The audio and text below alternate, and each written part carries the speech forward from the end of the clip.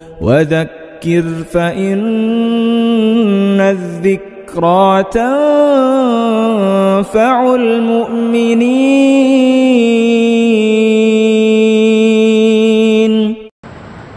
الحمد لله وكفى وسلام على عباده الذين اصطفى اما بعد. قابل احترام بزرگ اور دوستو، قیس بن ابی مروان نامی ایک صاحب کوفہ سے چل کر سفر کر کے مدینہ منورہ آئے اور امیر المؤمنین حضرت عمر فاروق رضی اللہ تعالی عنہ سے ان کی ملاقات ہوئی. تو قیس بن ابی مروان نے حضرت عمر فاروق رضی اللہ تعالی عنہ سے کہا کہ میں کوفہ سے آ رہا ہوں اور میں نے وہاں ایک صاحب کو دیکھا جو اپنے حافظے کے زور پر لوگوں کو قرآن کریم لکھواتے ہیں، املا کرواتے ہیں. حضرت عمر فاروق رضی اللہ تعالی عنہ نے جب یہ بات سنی تو چہرہ غصے اور جلال کی وجہ سے بھر آیا. جلال اور غصہ اس وجہ سے تھا کہ آخر ایسا کون بندہ ہے جس کو اپنے حافظے پر اتنا اعتماد اور اتنا بھروسہ ہے کہ اپنے حافظے کے زور پر قرآن کریم جیسا عظیم الشان کلام زبانی لکھواتا ہے. کون ہے وہ؟ حضرت قیس بن ابی مروان نے کہا کہ ان کا نام ہے عبداللہ بن مسعود رضی اللہ تعالی. حضرت عمر فاروق رضی اللہ تعالی عنہ نے جب یہ نام سنا تو سارا جلال اور غصہ ٹھنڈا پڑ گیا اور پھر فرمایا ہاں یہ وہی ہو سکتے ہیں اور میرے علم میں اس وقت روئے زمین پر قرآن کریم کا ان سے بڑا کوئی عالم نہیں. پھر تائید میں ایک واقعہ سنایا کہ ایک مرتبہ میں اور ابو بکر صدیق رضی اللہ تعالی عنہ دیر رات تک نبی کریم صلی اللہ تعالی علیہ وسلم کی خدمت میں کچھ معاملات کے سلسلے میں مشورے کے لیے بیٹھے. کافی تاخیر ہو گئی. جب ہم وہاں سے اٹھے اور چلنے لگے تو ہم نے دیکھا کوئی صاحب مسجد نبوی میں ہے اور نماز کے اندر بڑا شاندار قرآن پاک بہترین انداز میں تلاوت کر رہے ہیں.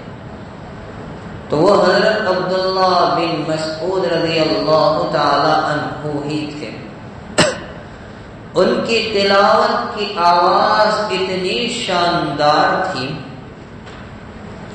کہ خود سرور کائنات صلی اللہ علیہ وسلم ایک جگہ ٹھہر گئے اور ٹھہر کر اطمینان سے ان کا کلام سننے لگے، ان کی تلاوت سننے لگے. یہاں تک کہ انہوں نے نماز سے فراغت حاصل کی اور دعا کے لیے ہاتھ اٹھائے تو نبی کریم صلی اللہ علیہ وسلم نے فرمایا سل تعطا، مانگو تمہیں دیا جائے گا، سوال کرو تمہیں نوازا جائے گا. وہ دعا کرتے رہے یہاں تک کہ ہم جدا ہو گئے. حضرت عمر فاروق رضی اللہ تعالی عنہ کہتے ہیں کہ وہ اتنا شاندار کلام پڑھ رہے تھے کہ سرور کائنات صلی اللہ علیہ وسلم نے ارشاد فرمایا کہ جو آدمی ایسی تر و تازگی کے ساتھ قرآن کریم پڑھنا چاہے، جس تر و تازگی کے ساتھ قرآن آسمان سے اترا ہے، اس کو چاہیے کہ عبداللہ بن مسعود کے طرز پر قرآن کریم پڑھا کرے۔ اتنا شاندار ان کا کلام تھا۔ حضرت عمر فاروق رضی اللہ تعالیٰ عنہ کہتے میں صبح کا انتظار کرنے لگا کہ صبح ہو اور عبداللہ بن مسعود رضی اللہ تعالیٰ عنہ کے پاس جاؤں، اور رات میں جو قصہ آیا کہ ہم لوگوں نے جو چپکے سے ان کا کلام، ان کی تلاوت کو سنا، اور نبی علیہ السلام نے جو ان کے بارے میں کہا، وہ ساری کہانی ان کو سناؤں۔ جب میں صبح ان کے پاس پہنچا تو مجھے پتا چلا کہ مجھ سے پہلے ابو بکر صدیق رضی اللہ تعالیٰ عنہ آ کر سنا کر چلے گئے۔ بہرحال حضرت امام ابو حنیفہ رحمۃ اللہ علیہ نے اپنی مسند میں یہ بات بیان کی ہے کہ اس وقت عبداللہ بن مسعود رضی اللہ تعالیٰ عنہ ہاتھ اٹھا کر جو دعا کر رہے تھے وہ 3 دعائیں تھیں۔ کون سی تھی دعائیں؟ اللہم انی اسألک ایمانا لا یرتد، اے اللہ میں تجھ سے ایسے ایمان کا سوال کرتا ہوں جو مجھے مرتد نہ بنائے، دین سے نہ پھیرے۔ وَنَعِيمًا لَا يَنْفَدُ، ایسی نعمتوں کا سوال کرتا ہوں جو کبھی فنا اور ختم نہ ہو۔ اور تیسری دعا تھی وَمُرَافَقَةَ نَبِيِّكَ فِي جَنَّةِ الْخُلْدِ، میں تیرے نبی اور حبیب صلی اللہ علیہ وسلم کی جنت میں رفاقت چاہتا ہوں۔ یہ 3 دعائیں ان کی تھیں۔ یہ ایک پورا قصہ میں نے آپ کے سامنے پیش کیا۔ اس قصے سے اور ابن مسعود رضی اللہ تعالیٰ عنہ کی اس دعا سے ہمیں بہت سارے سبق حاصل ہوئے، بہت کچھ باتیں جاننے کو ملی، بہت کچھ فائدے حاصل ہوئے۔ کون کون سے؟ میں چند فائدے آپ کی خدمت میں پیش کرتا ہوں۔ ایک فائدہ اس واقعے سے ہمیں یہ ہوا کہ قرآن کریم ایسا کلام ہے جو خصوصاً رات کی تنہائی میں پڑھا جانا چاہیے۔ ابن مسعود رضی اللہ تعالیٰ عنہ رات کی تنہائی میں اس کلام کو پڑھ کر مزے لے رہے تھے۔ ہمیں یہ درس اور یہ سبق ملا کہ قرآن کریم ایسا کلام ہے جو رات کی تنہائیوں میں پڑھا جانا چاہیے۔ آخر کچھ تو بات تھی کہ میرے اور آپ کے آقا جناب رسول اکرم صلی اللہ علیہ وسلم رات کی تنہائیوں میں قرآن کریم اتنا مزے لے کر پڑھتے تھے کہ ایک ایک رکعت میں 6 پارے تلاوت کر لیتے۔ سورہ بقرہ بھی پڑھ دی، سورہ آل عمران بھی ختم کر دی، سورہ نساء بھی پڑھ لی، سورہ مائدہ بھی پڑھ لی، حتیٰ کہ آپ کے قدم مبارک ورم کر جایا کرتے تھے۔ اور صحابہ کرام کی یہ عام عادت تھی کہ وہ رات کی تنہائیوں میں خوب مزے لے کر اللہ کے کلام کی تلاوت کرنے والے تھے۔ حضرت عثمان بن عفان رضی اللہ تعالیٰ عنہ کے بارے میں تو بہت کثرت سے نقل کیا گیا کہ وتر کی 1 رکعت میں پورا قرآن پڑھ لیا کرتے تھے۔ اور کتنے ہی حضرات کے واقعات آپ کو ملیں گے کہ ایک ایک آیت پڑھتے جا رہے ہیں، روتے جا رہے ہیں، ان پر آوازاری کی کیفیت طاری ہے۔ تو ہمیں یہ درس ملا کہ کہ قرآن کریم رات کی تنہائیوں میں جب کہ لوگ سو رہے ہو، یا آج کے زمانے میں جب کہ لوگ گناہوں میں مبتلا ہو، لہو و لعب اور فسق و فجور میں مبتلا ہو، ایسے وقت میں قرآن کریم کو مزے کے ساتھ پڑھنا چاہیے۔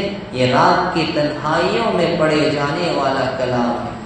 ولید بن عبد الملک ایک بادشاہ گزرا ہے، فسق و فجور اور نافرمانی میں تو مشہور تھا ہی، لیکن اس کے باوجود اس کی عادت یہ تھی کہ ہر 3 دن میں ایک کلام پاک ختم کر لیا کرتا تھا۔ اور ہم اپنا حال پوچھیں تو ایک رمضان سے دوسرے رمضان تک میں ایک کلام ختم نہیں ہوتا۔ یہ ہماری کوتاہی اور ہماری غفلت۔ امام ابو حنیفہ رحمۃ اللہ علیہ عام دنوں میں رمضان کو چھوڑ کر، رمضان میں معمول بدل جاتا، عام دنوں میں رات دن میں ملا کر ایک کلام پاک پورا کر لیا کرتے تھے۔ تو ایک سبب تو ہمیں یہ ملا۔ ایک عالم کا قصہ حضرت مولانا علی میاں صاحب ندوی رحمۃ اللہ علیہ نے بیان کیا ہے۔ دمشق کے بہت بڑے عالم شیخ علی الدقر رحمۃ اللہ علیہ، جن کی وفات آج سے 80 سال پہلے 1362 ہجری میں ہوئی، تو دمشق کی ایک مسجد میں وہ امامت کرتے تھے اور روزانہ فجر کی نماز کے بعد قرآن کریم کا درس اور تفسیر فرمایا کرتے تھے۔ ان کے درس میں مجمع دور دراز سے آتا، یہاں تک کہ مسجد بھر جاتی، لوگ باہر بیٹھتے، باہر کھڑے رہتے، حالانکہ ان کی جو باتیں ہوتی وہ بالکل سیدھی سادی۔ تو ایک مرتبہ ان کے ایک شاگرد نے کہا کہ حضرت، قرآن کریم کا درس آپ بھی دے رہے ہیں، ہم بھی دیتے ہیں، اور ہم اپنے درس میں بہت تحقیقی اور علمی باتیں، تفسیری نکات وغیرہ بیان کرتے ہیں، لیکن ایسا مجمع ہوتا نہیں اور ایسی تاثیر ہوتی نہیں، اور آپ کے درس کا عالم یہ کہ کوئی ایسی گہری علمی تحقیقی باتیں نہیں ہوتی، سیدھی سادی باتیں ہوتی ہیں، لیکن مجمع بھی بہت ہوتا ہے، اور تاثیر کا عالم یہ ہوتا ہے کہ لوگ زار و قطار ہوتے ہیں، تو آخر وجہ کیا ہے؟ تو شیخ علی الدقر نے فرمایا کہ بیٹا، میں تہجد کی نماز میں 10 پارے اسی نیت سے پڑھتا ہوں کہ اللہ میرے درس میں تاثیر پیدا کرے، 10 پارے کی تلاوت۔ معلوم ہوا کہ یہ کلام رات کی تنہائیوں میں پڑھے جانے والا کلام ہے۔ ایک سبق ہمیں یہ ملا۔ دوسرا سبق ہمیں یہ ملتا ہے کہ قرآن کریم ایسا کلام ہے جو خوش آواز کے ساتھ، اچھے لہجے کے ساتھ پڑھا جانا چاہیے۔ ہماری آواز اور ہمارا لہجہ، ہم کوشش ہی نہیں کرتے قرآن کریم سیکھنے کی، اور اسی لیے ہمارا شمار، بلکہ اللہ ہماری حفاظت فرماتا ہے، ان لوگوں میں ہو جاتا ہے کہ ایک حدیث میں سرور دو عالم صلی اللہ علیہ وسلم نے ارشاد فرمایا کہ بہت سے قرآن پڑھنے والے ایسے ہیں کہ قرآن کریم ان پر لعنت کرتا ہے۔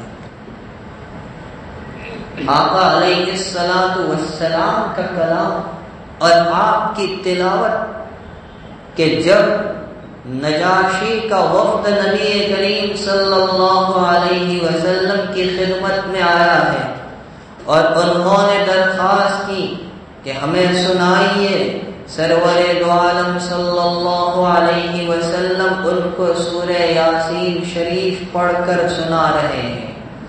ارے میرے بھائیوں، آج 1400 سال کے بعد حرمین کے ائمہ میں سے کوئی قرآن کریم کی تلاوت کرتا ہے تو محویت کا عالم یہ ہوتا ہے کہ جی چاہتا ہے وہ پڑھتا رہے، ہم سنتے جا رہے۔ 1400 سال کے بعد یہ عالم ہے اور ایسے افراد ہیں، تو ذرا سوچو اگر کلام اللہ شریف سنانے والی ذات خود میرے اور آپ کے آقا سرکار دو عالم صلی اللہ علیہ وسلم کی ہوگی تو کیسی انقلابی تاثیر ہوتی ہوگی۔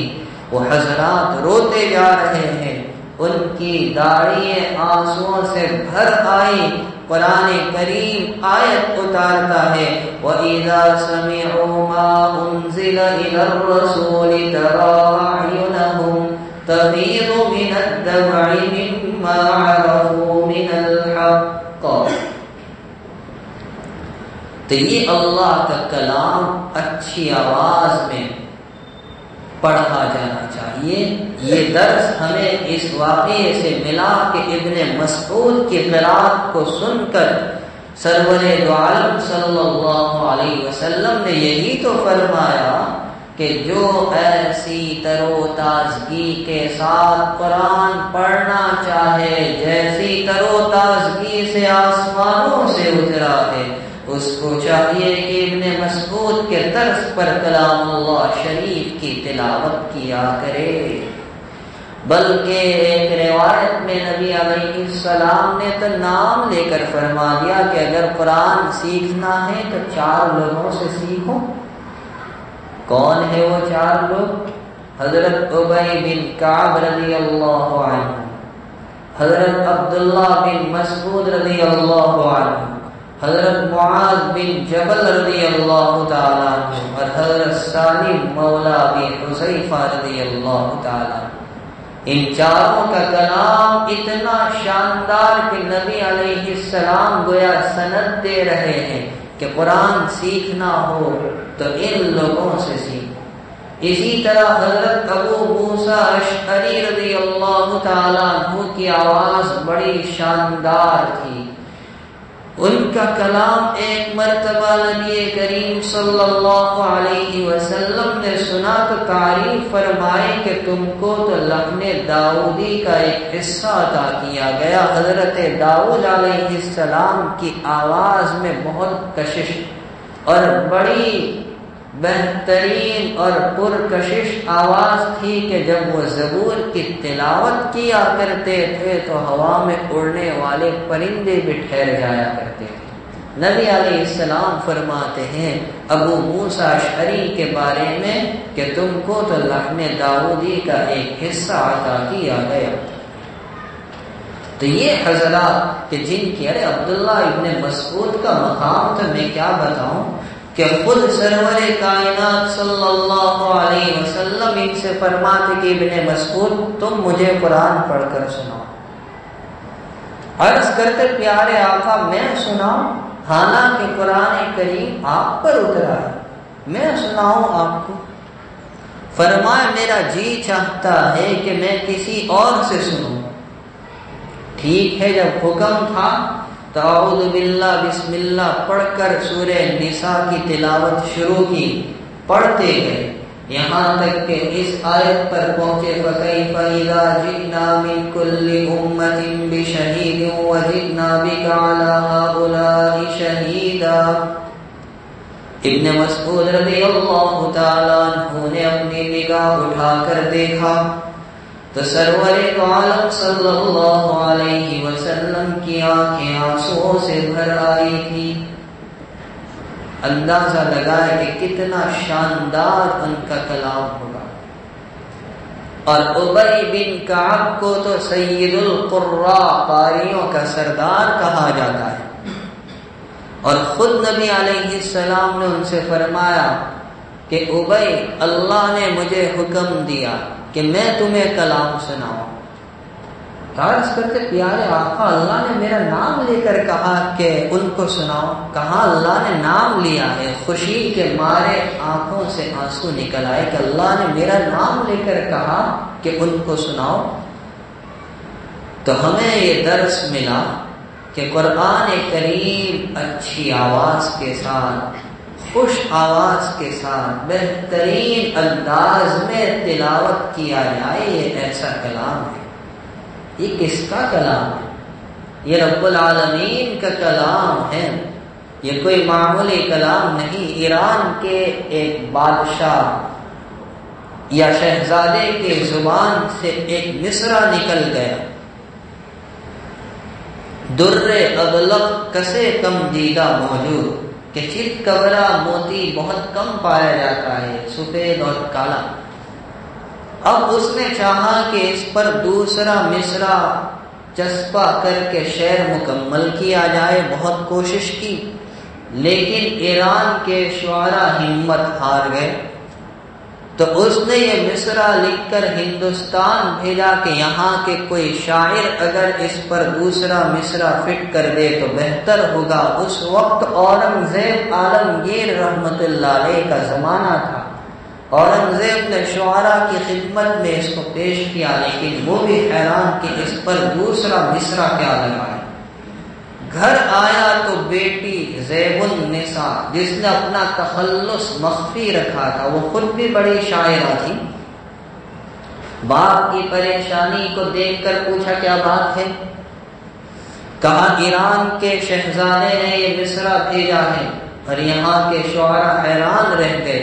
اس نے کہہ دیا فوراً، مگر اشکے بتانے سرما آلود، در ابلغ کسے کم دیدہ موجود، یہ وہاں سے آیا تھا۔ اور بیٹی کہہ رہی ہے مگر اشکے بتانے سرما آلود، کہ حسینوں کی آنکھ سے نکلا ہوا سرما لگی ہوئی آنکھ سے نکلا ہوا آنسو چت کبرے موتی کی طرح ہی ہوتا ہے۔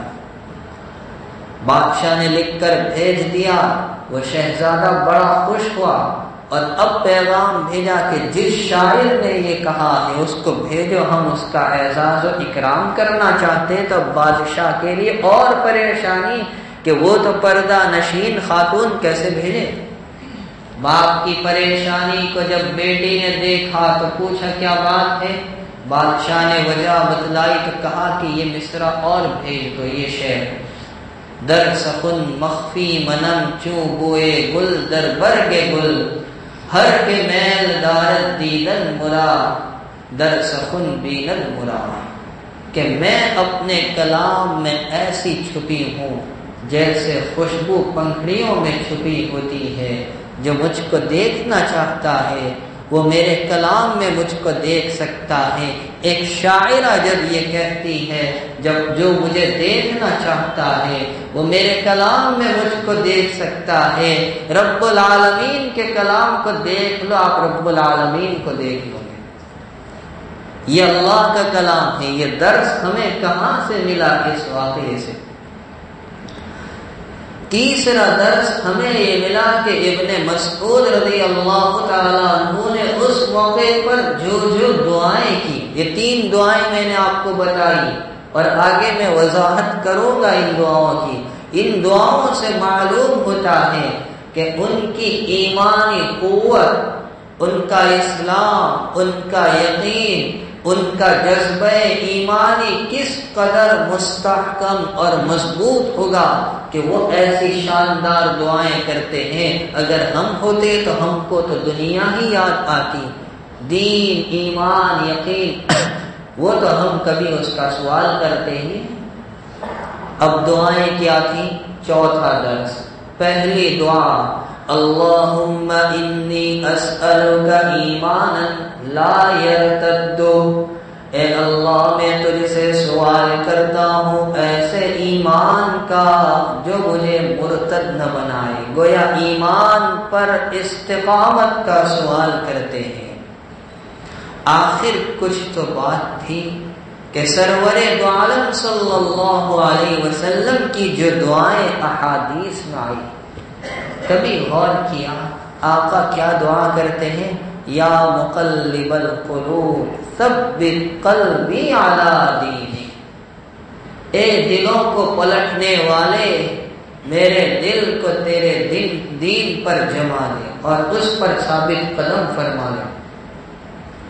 آقا دعا کرتے اللہ مجھے ایسا ایمان اور یقین عطا فرما اور میں تجھ سے ایسے ایمان اور یقین کا سوال کرتا ہوں لیس بعدہ کفر، جس کے بعد کفر نہ ہو۔ تو ظاہری بات ہے کہ جب خود نبی کریم صلی اللہ علیہ وسلم کی عادت شریفہ تھی تو آپ کے تربیت یافتہ اور آپ کے فیض یافتہ صحابہ کرام میں یہ ادا تو ضرور آنے والی تھی۔ اسی لیے ابن مسعود دعا کرتے ہیں کہ مجھے ایمان پر استقامت نصیب ہو، مرتد ہونے سے پروردگار حفاظت فرما۔ اس لیے کہ متعدد روایات میں یہ وضاحت آئی ہے کہ آخری دور میں ارتداد کی لہریں اٹھے گی اور خاندان کے خاندان مرتد ہوتے چلے جائیں گے۔ اللہ ہماری اور ہمارے نسلوں کی حفاظت فرمائے۔ یہ بڑی خطرناک چیز ہے۔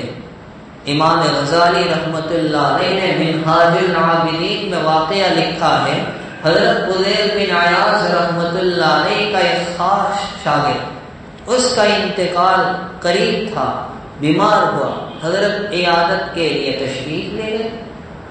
وہاں بیٹھ کر سورہ یاسین شریف پڑھنا شروع کیا، وہ کہنے لگا مت پڑھو مجھے تکلیف ہوتی ہے، رک گئے۔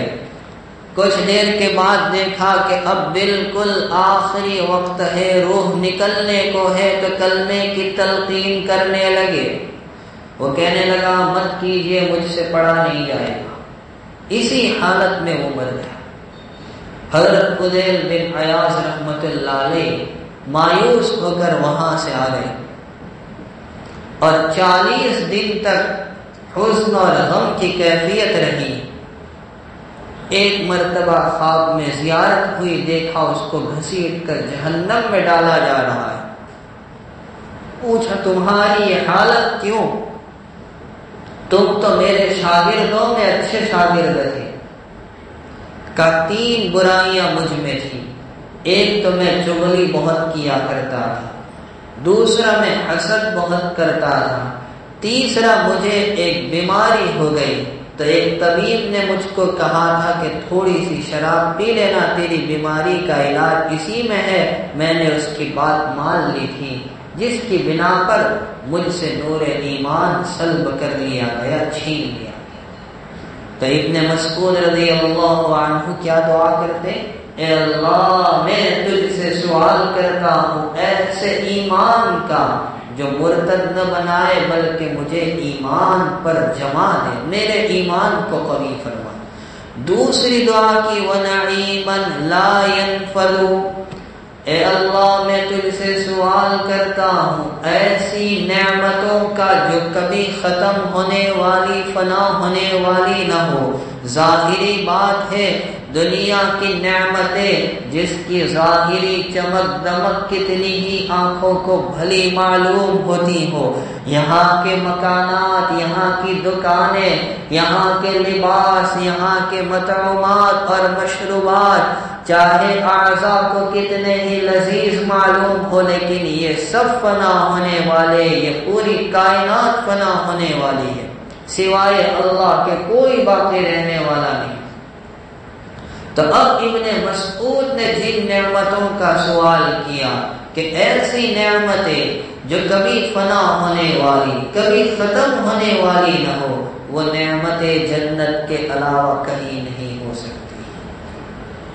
وہاں کی نعمتیں دائمی ہیں، وہاں کی نعمتیں ابدی ہیں۔ گویا اس مختصر دعا میں انہوں نے جنت کا سوال کر لیا کہ وہاں بندے کو ایسی نعمتیں ملے گی جو جی چاہے گا۔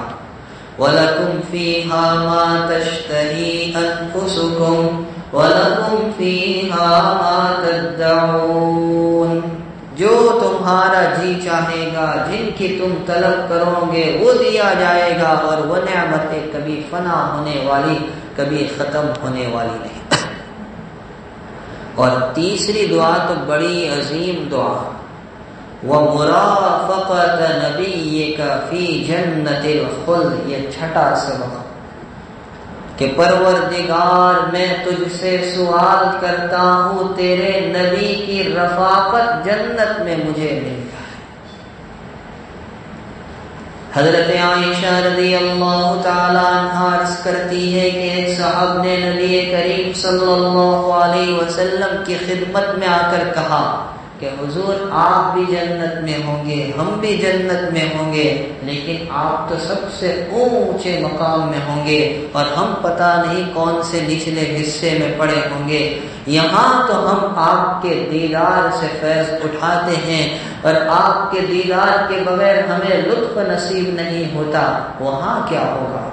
اللہ نے آیت اتاری وَمَن يُطِعِ اللَّهَ وَالرَّسُولَ فَأُولَٰئِكَ مَعَ الَّذِينَ أَنْعَمَ اللَّهُ عَلَيْهِم مِّنَ النَّبِيِّينَ وَالصِّدِّيقِينَ وَالشُّهَدَاءِ وَالصَّالِحِينَ کہ اللہ اور رسول کی اگر اطاعت کو لازم پکڑا وہ بندہ نبیوں کے ساتھ، صدیقین، شہداء اور صالحین کے ساتھ ہوگا۔ ربیعہ بن کعب اسلمی رضی اللہ عنہ ایک صحابی ہے، ہر وقت حضور کی چوکھٹ پر پڑے رہنے والے۔ تو ایک مرتبہ نبی کریم صلی اللہ علیہ وسلم ان سے خوش ہوئے، چونکہ حضور کی چوکھٹ پر پڑے رہتے، چھوٹے موٹے کام کیا کرتے تھے، خدمت کیا کرتے تھے، وضو کا پانی لے آئے، مسواک لا کر دی، تکیہ وغیرہ لا کر رکھا۔ تو آقا نے خوش ہو کر فرمایا ربیعہ مانگو، کیا مانگتے ہو؟ کہا کچھ نہیں۔ کہا مانگو، تمہیں مانگنا کیا ہے؟ تو عرض کیا مرافقتک فی الجنہ، جنت میں آپ کی رفاقت چاہیے۔ فرمایا ربیعہ بس یہی یا اس کے علاوہ اور کچھ بھی چاہیے؟ کہ نہیں، مجھے بس یہی چاہیے کہ جنت میں آپ کا ساتھ مل جائے۔ کیسے خوش نصیب ہوں گے وہ لوگ جن کو اللہ تعالیٰ نبی کا رفیق بنائے گا۔ حضرت عثمان بن عفان کے بارے میں ہے کہ ہر نبی کا ایک رفیق ہوتا ہے، جنت میں میرے رفیق عثمان ہوں گے۔ اور حضرت طلحہ اور حضرت زبیر ابن العوام کے بارے میں فرمائے دونوں جنت میں میرے پڑوسی ہوں گے۔ اللہ تعالیٰ ہمیں کم از کم نبی کا خادم بنا لے جنت میں۔ تو کہا بس مجھے تو یہی چاہیے، جنت میں آپ کا ساتھ مل جائے۔ اللہ کے نبی علیہ السلام نے فرمایا پھر تو کثرت سجود کے ذریعے میری مدد کرو، یعنی نوافل کا اور رات کی تنہائی میں عبادت کا خوب اہتمام کرو۔ بہرحال یہ ایک مختصر واقعہ اور ابن مسعود رضی اللہ تعالیٰ عنہ کی 3 دعائیں جس میں ہمارے لیے اور پوری امت کے لیے بڑا پیغام اور بڑا درس ہے، جو میں نے آسان کر کے مختصر طور پر آپ کی خدمت میں پیش کیا۔ اللہ تعالیٰ یہ 3 دعائیں ہمارے حق میں بھی قبول فرمائے اور ان باتوں پر ہمیں عمل کی توفیق و سعادت نصیب فرمائے۔ آمین۔ وآخر دعوانا الحمد للہ رب العالمین۔